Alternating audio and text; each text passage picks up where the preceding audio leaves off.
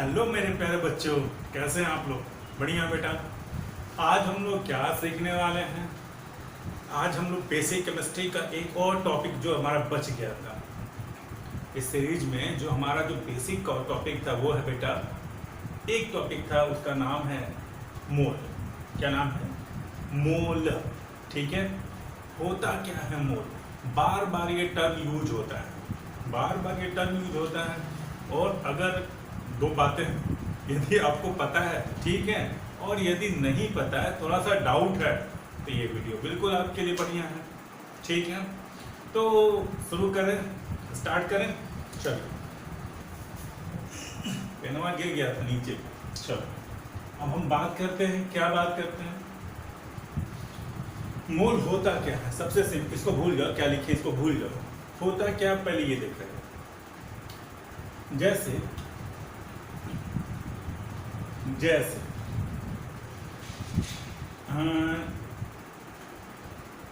केला है। क्या है? केला। ठीक है।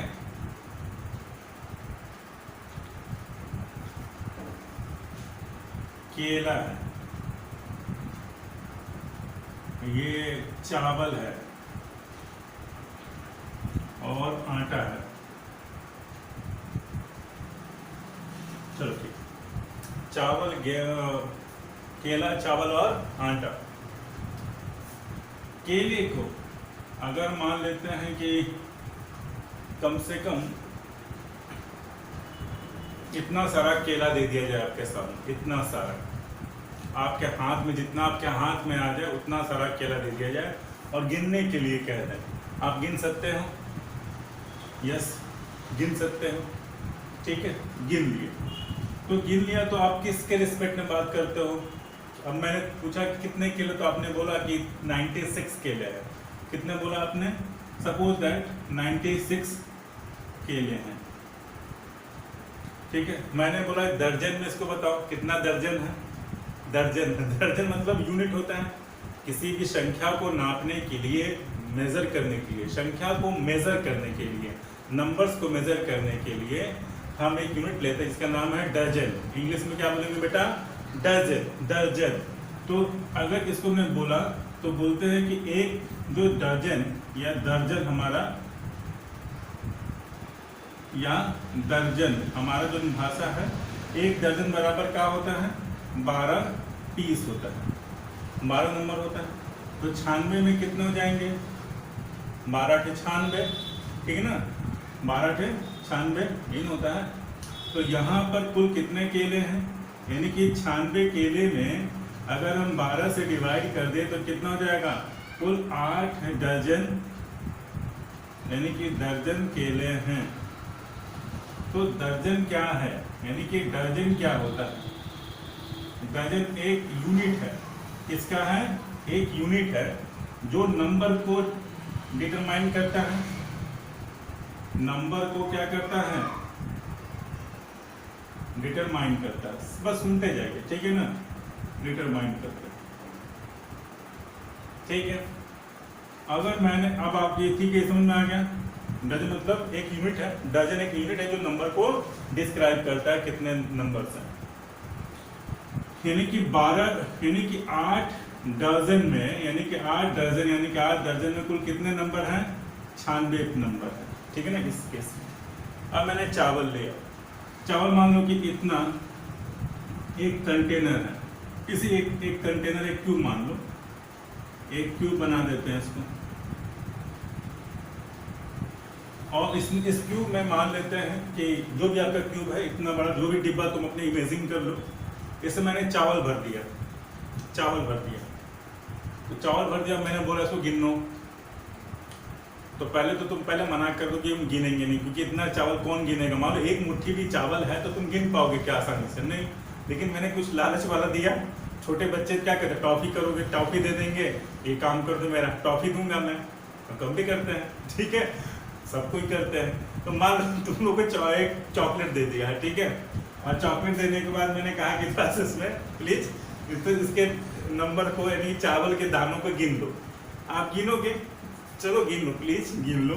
तो मान लेते हैं गिन लिए इसको। तो गिनते गिनते गिनते गिनते रोते रोते रोते रोते गिनते रोते मान लेते हैं ये आ गया, कुछ नंबर्स आ गया।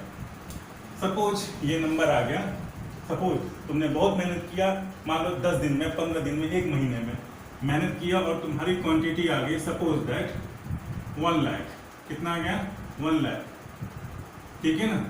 1 लाख अप्रॉक्स, ठीक है ना? अप्रॉक्स 1 लाख आ गया, ठीक है? इतना। अब मैंने क्या किया, चलो ठीक है, अब मैंने क्या किया, छोटा सा कंटेनर ले लिया, छोटा सा कंटेनर, तुम जो भी कंटेनर लो, छोटा सा डिब्बा ले लो, उसमें मैंने आटा भर दिया। क्या कर दिया? आटा भर दिया।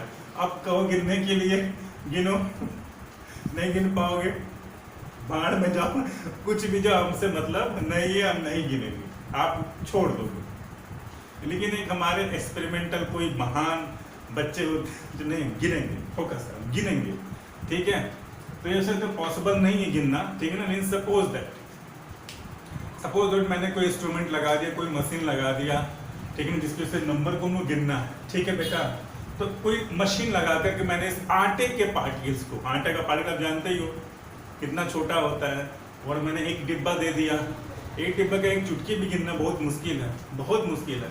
मैंने एक डिब्बा दे दिया, तो चलो एक डिब्बा में सटाकर मैंने एक चुटकी दे दिया, एक छोटा सा, लो इतना गिनो, चाहे इतना भी गिनो कोई बात नहीं। ये आ गया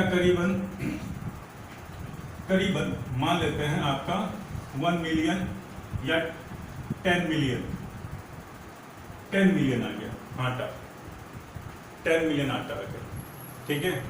इसके लिए 10 मिलियन आटा आ गया उस आटे में। तो जब अगर उस आटे के पार्टिकल को अगर आप देखो, छोटा सा पार्टिकल है, ये तो बहुत बड़ा दे दिए, ये तो बहुत बड़ा हो गया, लेकिन दिखाने के लिए मान लेते हैं ये आपका, ये दिखाई नहीं दे रहा है क्या बोर्ड पे? ये क्यूब हो गया, ये 10 मिलियन लिखे हैं, क्या लिखे हैं? 10 मिलियन लिखे हैं। तो ये छोटा सा जो पार्टिकल है, छोटा सा जो पार्टिकल है इसका आटे का, तो आपको मान ले दिखाने के मैंने इतना बड़ा लिख दिया, ठीक है? तो यहाँ पे जो पार्टिकल, इतना छोटा सा पार्टिकल है, ठीक है, इतना छोटा सा ये पार्टिकल है, और मैंने बोला कि आप ऐसे बहुत सारे पार्टिकल को गिनो तो लगभग 10 मिलियन आ गए, ठीक है? मैंने थोड़ा सा और बढ़ा दिया अमाउंट, तो वो मिलियन टू मिलियन आ गया, अरब 10 खरब, ठीक है? तो जो चीज हमें दिखाई दे रही है, आटे के पार्टिकल दिखाई दे रहे हैं ना बेटा, आटे के पार्टिकल हमें दिखाई दे रहे हैं, तब भी हमको गिनने, हम गिन नहीं पाएंगे, हम उसको गिनना नहीं, मशीन लाए तब गिने हैं। लेकिन जरा सोचिए, जो मॉलिक्यूल्स, जो एलिमेंट के एटम्स हैं, वो हमें दिखाई ही नहीं देते हैं, और कहा जाए कि इसको गिनिए, इसका अमाउंट बताइए, what is the amount of that element, what is the number of atoms present in that substance, कैसे पता चलेगा? क्योंकि जो चीज दिखाई दे रही है तो वो 10 मिलियन से भी आगे है, और जो चीज नहीं दिखाई दे रही है वो सोचो कितना ज्यादा होगा, वो कितने छोटे छोटे होंगे कि दिखना ही बंद हो गए, कितने छोटे होंगे। और अगर उसका यूनिट हम बात करें कि मान लेते हैं कि कभी हम 10 मिलियन लिखें, कभी 110 मिलियन लिखें, कभी मिलियन टू मिलियन लिखें, ठीक है, बिलियन लिखें, ठीक है? तो इस तरीके से तो हर बार उसको हम लोग बताया गिन तो पाएंगे नहीं, क्योंकि इतने छोटे कि उसको गिनना नामुमकिन बहुत। तब एक हमारे वैज्ञानिक आए एटम के संबंध में, यानी कि किसी भी सब्सटेंस में नंबर ऑफ एटम्स या नंबर ऑफ पार्टिकल्स कितने हैं, और उस कितने का एक यूनिट बनाया गया, कितने का एक यूनिट बनाया गया, कि एक यूनिट में जैसे 12 दर्जन में, एक दर्जन में 12 पीस होते हैं, एक दर्जन में 12 पीस होते हैं, एक दर्जन में 12 पीस होते हैं, ठीक है? ठीक उसी तरह कोई एक ऐसा यूनिट ले लिया जाए, एक दर्जन, एक यूनिट हो गया, एक दर्जन मान लो एक यूनिट है, एक यूनिट में कितना हो गया? 12 पीस। ठीक उसी तरह दर्जन की जगह एक हमने एक टर्म लिया, दर्जन की जगह एक हमने टर्म लिया क्या? मोल, यानी कि 1 मोल, 1 दर्जन नहीं 1 मोल हमने लिया। किस लिए लिया? केला नापने के लिए नहीं, केला नापने के लिए नहीं, हमने किसी सब्सटेंस में प्रेजेंट एटम्स, आयन या मॉलिक्यूल की संख्या बताने के लिए, क्योंकि इनकी संख्या इतनी ज्यादा होती है, billion to billion, we can not describe it, इतनी ज्यादा होती है, तो उसे हम सिंपल दर्जन के हिसाब से या बिलियन टू बिलियन के हिसाब से भी डिफाइन नहीं कर सकते, क्योंकि इसकी बिलियन से भी कहीं ज्यादा होती है। तब ऐसे टर्म में किसी भी सब्सटेंस में what is the amount, what is the number of atoms, molecules, ion in A given substance, तो ये टर्म कैसे देंगे? सिंपल सा बात है कि किसी भी सब्सटेंस में कितने एटम, आयन या मॉलिक्यूल्स होते हैं उसको बताने के लिए एक नया टर्म यूज हुआ, एक मोल।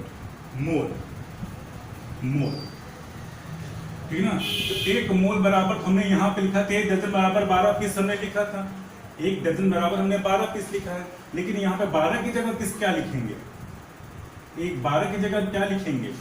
तो यहाँ पर एक मोल बराबर कुल कितने एटम्स होते हैं ये बताया गया कि पहले हम रेफरेंस देंगे। किसके रेफरेंस देंगे? रेफरेंस करने का मतलब जब तुम 1 किलो चीनी खरीदने जाते हो दुकान पे, चीनी खरीदने जाते हो दुकान पर, तो तुम क्या कहते हो? 1 किलो चीनी दो, 2 किलो चीनी, तो बटखरा लगता है ना, बटखरा रखता है, बाट रखता है, नापता है, तो वो एक रेफरेंस हो गया, उसी के रिस्पेक्ट में नापेगा, 1 किलो के रिस्पेक्ट में, कम या अधिक। ठीक उसी तरह एक मोल किसी के रिस्पेक्ट में हम बताते हैं। यहाँ पर एक मोल किसके बराबर होगा? तो कार्बन 12 ग्राम कार्बन। कार्बन का एटॉमिक मास कितना होता है बताओ?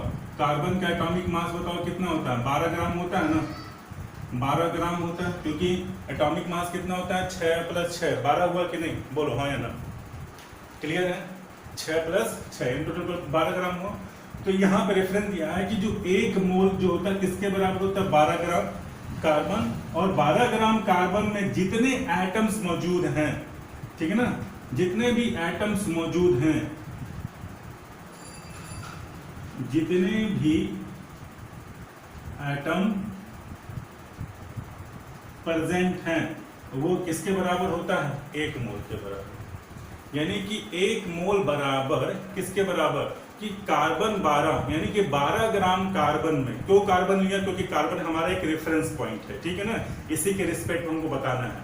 तो 12 ग्राम कार्बन में, 12 ग्राम कार्बन में जितने एटम्स होंगे उतने किसके बराबर होंगे? एक मोल के बराबर होंगे।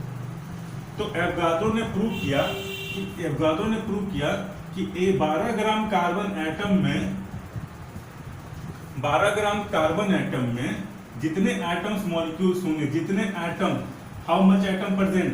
तो बोला गया 6.022 into 10⁻23। अब यहाँ पर एटम भी हो सकता है, आयंस भी हो सकता है, मॉलिक्यूल्स भी हो सकता है, या फिर पार्टिकल्स भी हो सकता है। बात समझ में हम क्या बोल रहे हैं? सिंपल से यही बात है बेटा। जैसे 1 दर्जन बराबर 12 पीस हमने माना था, ठीक उसी तरह एटम जो कि बहुत ज्यादा होते हैं, बहुत विशाल होते हैं, तो उनके लिए एटम की संख्या को बताने के लिए, आयंस, मॉलिक्यूल्स, जो भी सब्सटेंस, उनकी संख्या बताने के लिए हमने क्या यूज किया बेटा? मोल शब्द का प्रयोग किया। मोल क्या होता है? तो मोल हमने एक यूनिट लिया। अब मोल हमें ये बताता है, मोल किसके बराबर होगा? तो मोल हमें ये बताता है कि जितने 12 ग्राम कार्बन में जितने एटम मौजूद हैं उतने ही एक मोल के बराबर होते हैं। कितने एटम मौजूद होते हैं 12 ग्राम में? तो ये प्रूव किया गया एवोगाड्रो ने, 6.022 10⁻23 एटम्स पाए जाते हैं। यानी कि एक मोल बराबर कितना होता है? एक मोल में कुल कितने एटम्स होते हैं? इतने एटम्स होते हैं। अभी मैं इसको और डिफाइन करूंगा अच्छे से, ठीक है ना, चिंता मत कीजिए। अभी और क्योंकि अभी कंफ्यूजन अभी खत्म नहीं हुआ, अभी एक और कंफ्यूजन अभी आएगा आपके सामने, कब, कैसे, कहाँ यूज करना है। तो सिंपल सा एवोगाड्रो ने क्या किया था? The word mole was introduced by the Avogadro, defined as the amount of a substance. The mole is the क्या है मोल? मोल क्या होता है? मोल is the amount of a substance that contain as many particles. क्या रखते हैं? बहुत सारे पार्टिकल रखते हैं जो जिसके बराबर होते हैं there are atom in exactly 12 gram of the carbon atom. यानी कि एक मोल में जो अमाउंट, जो सब्सटेंस होते हैं, जो एटम्स होते हैं, वो किसके बराबर होते हैं? 12 ग्राम कार्बन एटम के बराबर होते हैं। ठीक है, कुछ समझ में आ रहा है? इसको पहले स्क्रीनशॉट ले लो, ठीक है, और फिर उसके बाद में आप लोगों को एक अच्छे से इसको एवोगाड्रो नंबर कैसे आया और कब आप कंफ्यूज हो गए वो मैं क्लियर करूंगा। ठीक है, स्क्रीनशॉट ले लेते हैं।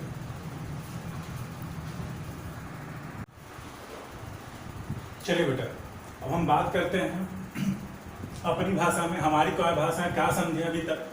हम ये सीखे हैं कि एक मोलवा किसके बराबर होता है। एक मोलवा बराबर होता है भैया कि 12 ग्राम कार्बनवा में जितना एटम पाया जाएगा, सिंपल सा।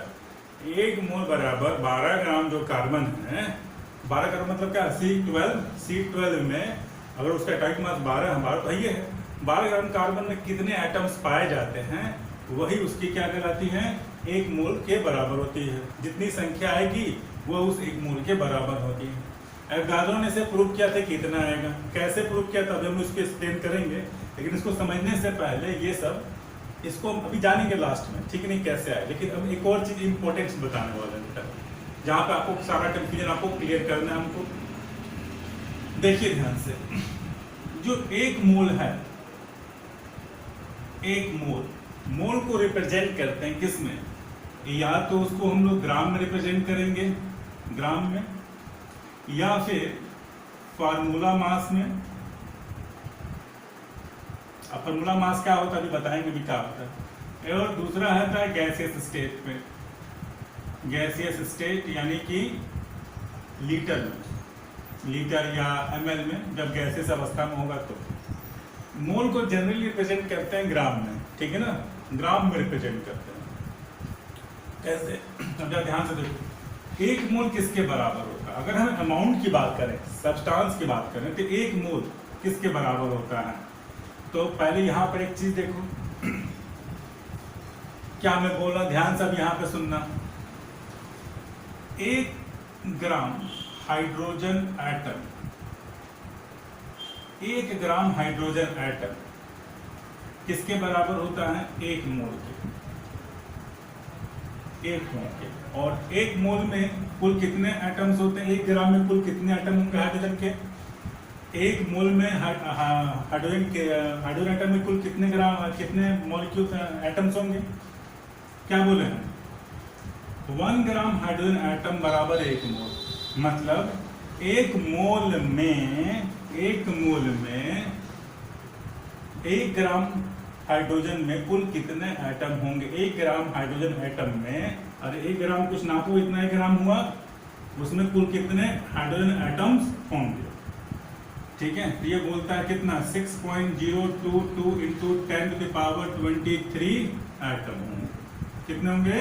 एटम्स होंगे।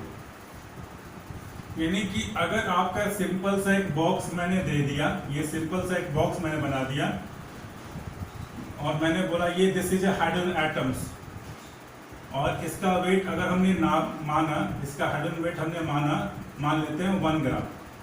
तो 1 ग्राम हाइड्रोजन एटम किसका है? Hydrogen atom.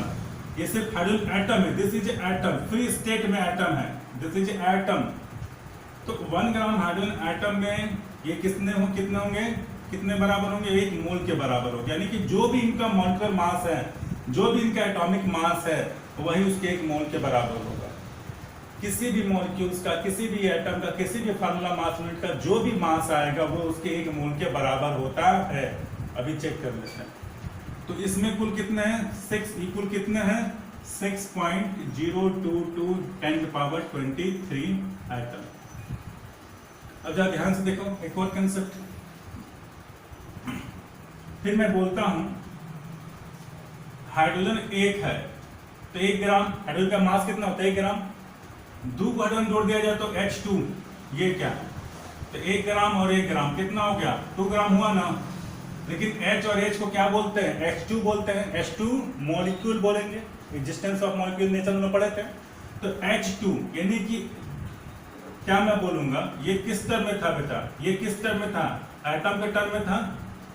अब मैं बोल रहा हूं कि 2 ग्राम हाइड्रोजन H2 क्या लिखूं? मॉलिक्यूल। यानी कि H2 का मास कितना होगा बताओ? H2 का मास कितना होगा? 1 हाइड्रोजन इसका, 1 हाइड्रोजन, 1 ग्राम होगा, 2 ग्राम होगा ना, यानी कि 2 ग्राम। यानी कि ये किस टर्म में बात कर रहा हूं? मॉलिक्यूल के टर्म में बात कर रहा हूं। 2 ग्राम हाइड्रोजन मॉलिक्यूल किसके बराबर होगा? आप यहाँ फिर बोलोगे 1 मोल। किसके बराबर होगा? 1 मोल। अब ये ऐसा क्यों बोले सर? ये भी 1 मोल इसके बराबर, ये भी 1 मोल इसके बराबर में, ऐसा क्यों? क्योंकि बच्चा हम किसकी बात कर रहे हैं? क्वेश्चन आपसे क्या पूछा गया? क्वेश्चन ये पूछा गया बेटा कि 2 ग्राम हाइड्रोजन मॉलिक्यूल्स में 2 ग्राम हाइड्रोजन मॉलिक्यूल, मान लो ये 2 ग्राम है, 1 ग्राम ये 1 ग्राम, ये 2 ग्राम हुआ ना। 2 ग्राम हाइड्रोजन मॉलिक्यूल्स में 2 ग्राम हाइड्रोजन मॉलिक्यूल्स में कुल कितने मॉलिक्यूल्स पाए जाएंगे? ठीक है, ध्यान से देखो, कुल कितने मॉलिक्यूल्स पाए जाएंगे, नॉट एटम। कुल कितने एटम नहीं पूछ रहा हूं मैं, कुल कितने मॉलिक्यूल्स पाए जाएंगे ये पूछ रहा हूं। फिर से देखो, मैं पूछ रहा हूं कि 2 ग्राम हाइड्रोजन मॉलिक्यूल यानी कि जो 1 मोल है, 1 मोल में ये क्या दिया? मॉलिक्यूल्स है ना। 1 मोल में जो 2 ग्राम हाइड्रोजन मॉलिक्यूल्स है उसमें कितने मॉलिक्यूल्स होंगे? ठीक है, जैसे फॉर एग्जांपल ये फिर से डिब्बा बना है और यहां पे जो 1 लिखा था, अब हम बात कर रहे हैं क्या? दिखाई दे रहा है, जोड़े में है। दिस इज ए जोड़े में है, यानी कि 1 H ये और 1 H ये। तो ऐसे कुल कितने H हैं? कितने जोड़े हैं बताओ? कुल कितने जोड़े? 1 जोड़ा, 2 जोड़ा, 3 जोड़ा, 4 जोड़ा। 4 मॉलिक्यूल है ना, 4 जोड़े मॉलिक्यूल हैं, 4H2 मॉलिक्यूल्स हैं। ऐसे दिखाने के लिए आपको, यानी कि अब हम मॉलिक्यूल के टर्म में बात कर रहे हैं। अब हम मॉलिक्यूल्स के टर्म में बात कर रहे हैं कि 1 मोल जो 2 ग्राम हाइड्रोजन मॉलिक्यूल्स में, यानी कि जो 2 ग्राम हाइड्रोजन मॉलिक्यूल में कुल कितने, ये जोड़े में है, कुल कितने मॉलिक्यूल्स पाए जाएंगे? 2 ग्राम में कुल कितने मॉलिक्यूल्स पाए जाएंगे? तो उतने ही पाए जाएंगे, 6.022 10 पावर 23। अब यहाँ पे एटम ना लिखे बल्कि हम क्या लिखेंगे? मॉलिक्यूल लिखेंगे। ठीक है ना। अब एक और कंफ्यूजन दूर करता हूं। अगर यही क्वेश्चन तो मैं पूछता कि 2 ग्राम हाइड्रोजन मॉलिक्यूल में कुल कितने एटम्स पाए जाते हैं? फिर से मैंने क्या बोला मैंने? 2 ग्राम हाइड्रोजन मॉलिक्यूल में कुल कितने एटम पाए जाएंगे? हमको पता है, हमको क्या पता है कि 2 H2 में कितने हैं? 1 और 1 H, 2 H है ना। एक हाइड्रोजन मॉलिक्यूल में 2 H है, यानी कुल कितने एटम पाए जाएंगे? 2 एटम पाए जाएंगे। तो ये किसका, अगर एटम के टर्म में बात करें, तो इसी को हम लोग एटम के टर्म में बात करें कि 2 ग्राम हाइड्रोजन मॉलिक्यूल्स में कुल कितने मोल पाए जाएंगे?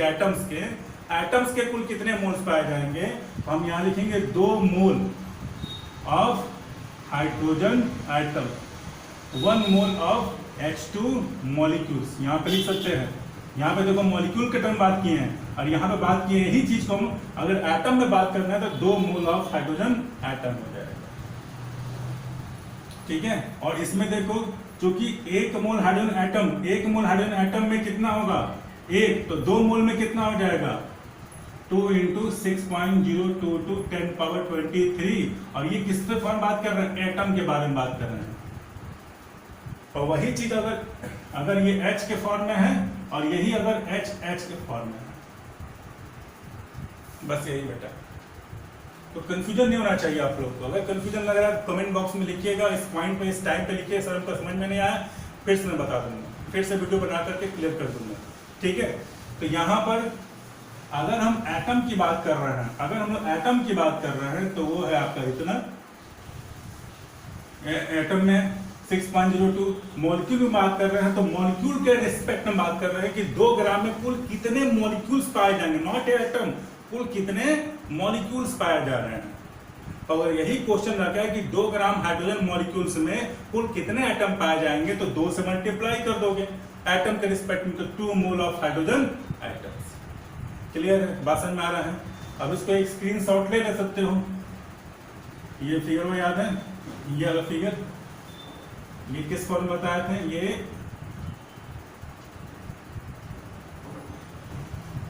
ठीक है, ये इसके लिए ठीक है। और ये किसके लिए है? ये जब हाइड्रोजन एटम की बात कर रहे हैं तब, एटम की बात करेंगे तो इतना, वही मॉलिक्यूल में 2 हाइड्रोजन एटम 2 मोल पाए जाएंगे, और मॉलिक्यूल की बात करेंगे तो 1 मोल पाए जाएंगे। स्क्रीनशॉट ले लो और फिर उसके बाद मैं सबका एक डाटा लिख देता हूँ ताकि कंसेप्ट क्लियर हो। चलिए बेटा, अब इन चीज़ों को हम लोग समझेंगे ध्यान से, ठीक है ना। इसको समझ जाएंगे तो हमारा कंसेप्ट क्लियर हो जाएगा। 1 ग्राम हाइड्रोजन एटम, अभी मैंने बताया कि अगर हाइड्रोजन का एटॉमिक मास अगर 1 ग्राम है, होता ही है, 1 ग्राम हाइड्रोजन एटम किसके बराबर होता है? 1 मोल के बराबर होता है। यानी कि कोई भी जो भी मसवा है ना, कोई भी मोलर मास है, कोई भी मास है इसका, वो जो भी जितना भी इसका मास आएगा वो सब 1 मोल के ही बराबर होगा। और 1 मोल में कुल कितने नंबर होंगे? तो 6.022 10⁻23। सिंपल सा ये फॉर्मूला है। जो भी मास होगा, 1 यूनिट मास होगा, वो 1 मोल के बराबर होगा। और वो 1 मोल में कुल कितने एटम या मॉलिक्यूलर आयंस होंगे? वो 6.022 होंगे। ठीक है, चलो यहां से स्टार्ट करते हैं। देखो, 1 ग्राम हाइड्रोजन एटम 1 मोल कितने होंगे? उसमें 1 ग्राम में कुल कितने एटम्स होंगे हाइड्रोजन के? इतने होंगे। 2 ग्राम मॉलिक्यूल्स हाइड्रोजन मॉलिक्यूल्स, तो 2 ग्राम हाइड्रोजन मॉलिक्यूल्स में कितने बराबर होगा? 1 मोल के ही बराबर होगा। यानी कि ये मॉलिक्यूल के टर्म में बात कर रहे हैं, मॉलिक्यूल के टर्म में बात कर रहे हैं, तो वो भी 1 मोल ऑफ हाइड्रोजन मॉलिक्यूल्स होगा।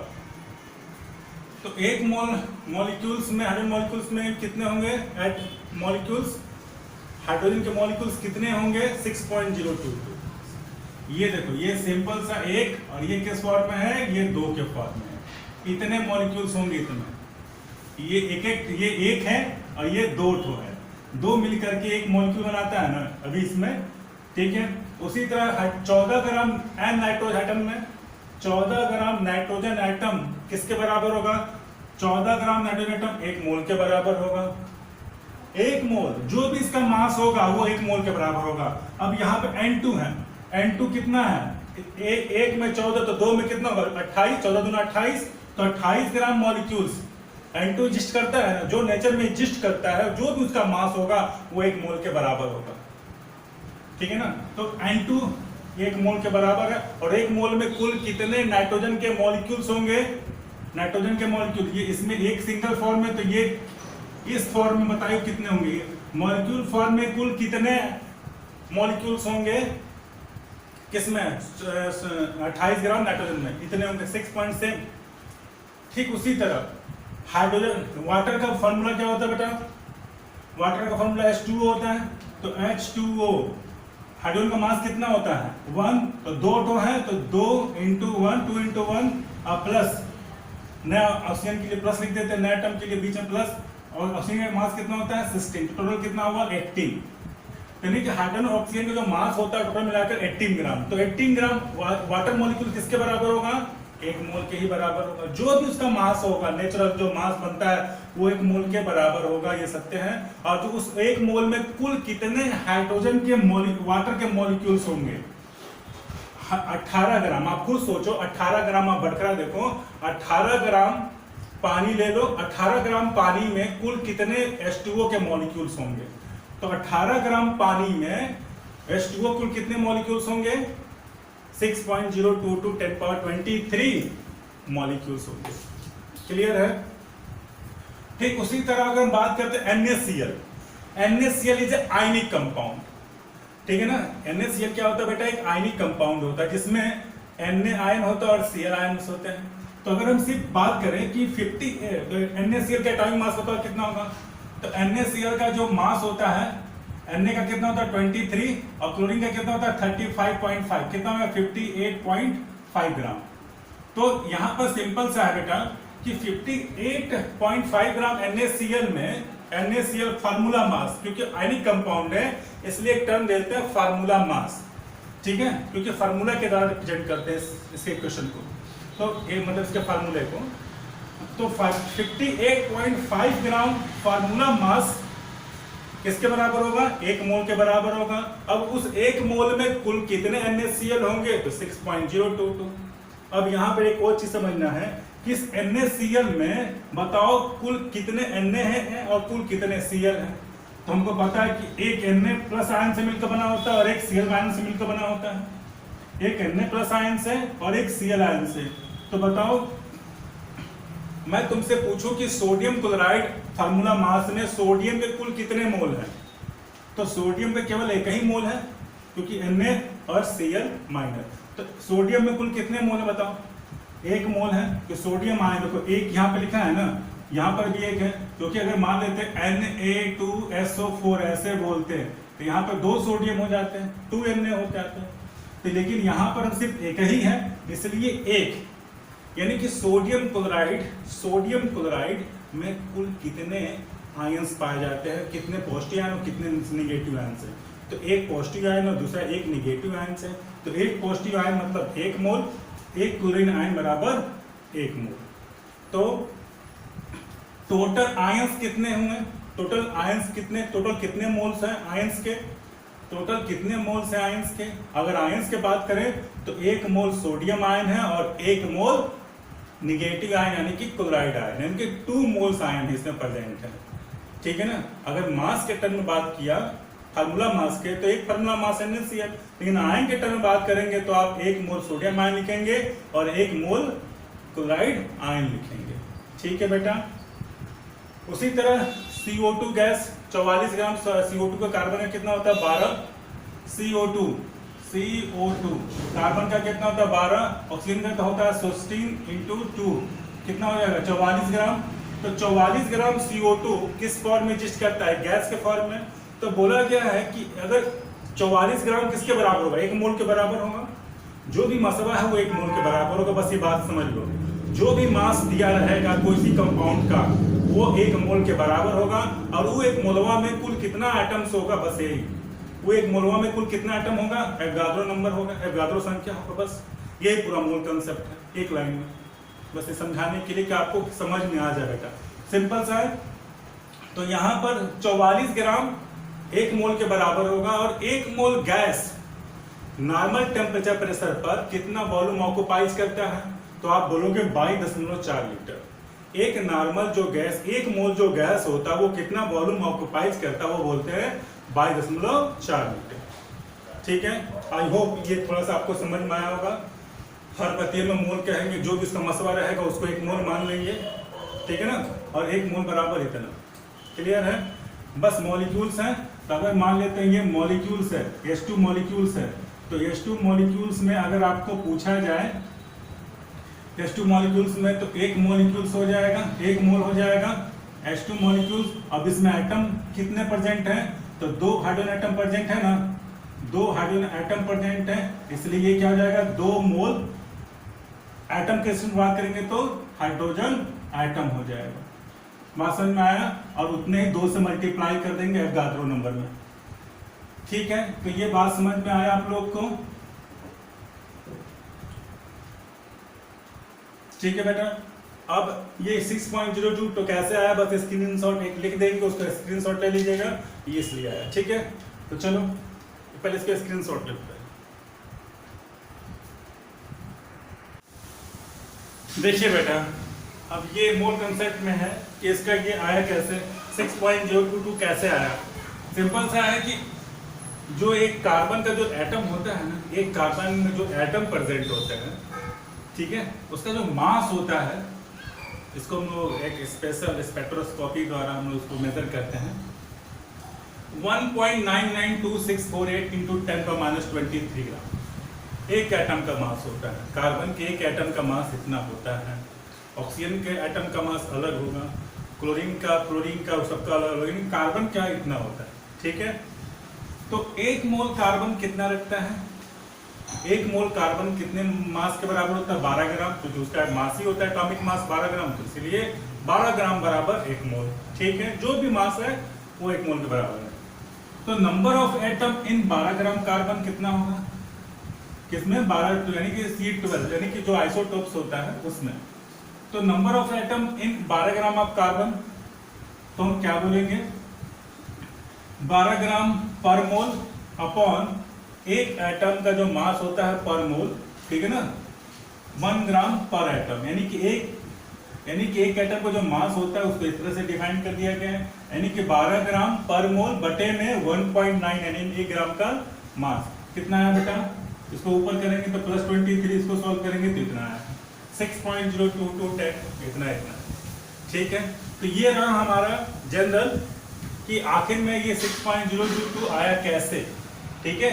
12 ग्राम है पर मोल, और 1 ग्राम से जो भी 100 एटम का मास होता है उसको हम लोग क्या करते हैं, डिवीजन कर देते हैं। ठीक है, तो आ जाएगा।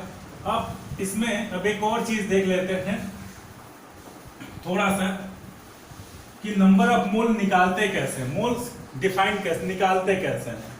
तो दो फार्मूला है, एक मास के टर्म पे बात करते हैं फार्मूला, और एक नंबर के टर्म पे इसको यूज करते हैं।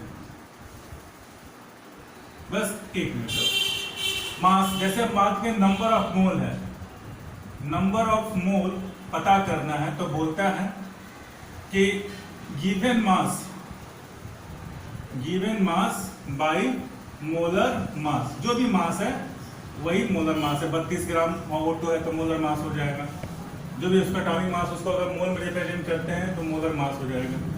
तो नंबर ऑफ मोल बराबर given mass by molar mass, given mass को स्मॉल m और मोलर मास को कैपिटल M।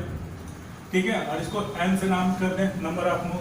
क्वेश्चन क्या है कि मान लेते हैं कि 46 ग्राम सोडियम में, सोडियम एलिमेंट जो भी हो सोडियम में, ठीक है ना, कुल कितने मोल होंगे, कुल नंबर ऑफ मोल बताओ कितने होंगे। ठीक है ना, 46 ग्राम सोडियम में कुल कितने मोल होंगे। तो यहाँ पर देखो n बराबर उनको पता है, ये होता है, ये क्या गिवन मास कितना दिया 46 ग्राम, मोलर मास कितना होता है सोडियम का 23, तो कितना हो जाएगा 2 मोल। क्लियर है। तो ये जनरल आइडिया हो गया आप लोग को कि नंबर ऑफ मोल इस फार्मूले से हम लोग निकाल सकते हैं। और यही अगर नंबर में दिया रहेगा तो जैसे नंबर ऑफ मोल अगर पता करना है तो दिया रहेगा गिवन नंबर ऑफ मोल, अगर पता करना है कि नंबर ऑफ मोल बराबर कितना होता है तो गिवन नंबर दिया रहेगा, गिवन नंबर बटे में Avogadro number, Avogadro's number. Given उसको सिंबल में देखो स्मॉल n बटे में बराबर गिवन नंबर बटे में एवोगाड्रो, ए से रिप्रेजेंट करते हैं Na, Avogadro, A for Avogadro. Question अगर हम देख लेते हैं बेटा कि अगर मान लेते हैं कि 3.011 into 10 to the power 23 sodium element या सोडियम सब्सटेंस में, ठीक है ना, सोडियम सब्सटेंस में इतने एटम्स प्रेजेंट हैं, तो नंबर ऑफ मोल पता करो कितना। अगर 3.011 into 10 power 23 सोडियम एटम में कुल कितने मोल्स होंगे, कुल कितने मोल होंगे, इसके कुल कितने मोल होंगे, इस नंबर के कुल कितने मोल्स होंगे सोडियम के। तो हमको पता है कि नंबर ऑफ मोल पता करने के लिए क्या हो, गिवन नंबर कितना दिया 3.011 into 10 power 23 और एवोगाड्रो नंबर कितना होता है 6.022 10 power 23, कैंसिल हो जाएगा 1/2 यानी कि 0.5। ठीक है। अगर आप चाहो कि दोनों फार्मूले को, ये फार्मूले को और ये फार्मूले को एक साथ लिख सकते हो, जैसे गिवन नंबर मास और नंबर के टर्म में, तो n बराबर n, गिवन मास कितना दिया है, given mass by molar mass और गिवन नंबर बटे में एवोगाड्रो नंबर। ये एक और फार्मूला हो गया। अब चारों में से कोई एक नहीं दिया रहेगा, आप पता कर सकते हो। गिवन नंबर, एवोगाड्रो नंबर आपको कांस्टेंट पता ही है, मोलर मास, ये मोलर मास है। अब ये नहीं दिया रहेगा, बाकी 3 चीज दिया रहेगा तो आप आसानी से निकाल सकते हो। ठीक है, तो ये कंसेप्ट हो गया और आगे जो होगा क्लास 11th में उसको हम लोग देखेंगे। ठीक है, क्लास 9 के लिए तो काफी है, लेकिन आज ये 9th के लिए नहीं, सभी के लिए है जिनका मोल थोड़ा सा डाउट है। ठीक है बेटा, तो आशा करता हूँ ये क्लियर हो गया कंसेप्ट। कोई प्रॉब्लम होगा कमेंट बॉक्स में लिखिए, सर इतने टाइम पर हमको समझ में नहीं आया, इस टाइम पर मैं फिर से बना दूंगा। ठीक है, क्लियर है, आप ही लोग के लिए पढ़ा रहा हूँ बेटा। ठीक है, आपको समझ में आना चाहिए। अगर किसी को भी अगर कोई भी पॉइंट डाउट है फिर हमको बताइए और मैं उसको क्लियर कर दूंगा, प्रॉमिस।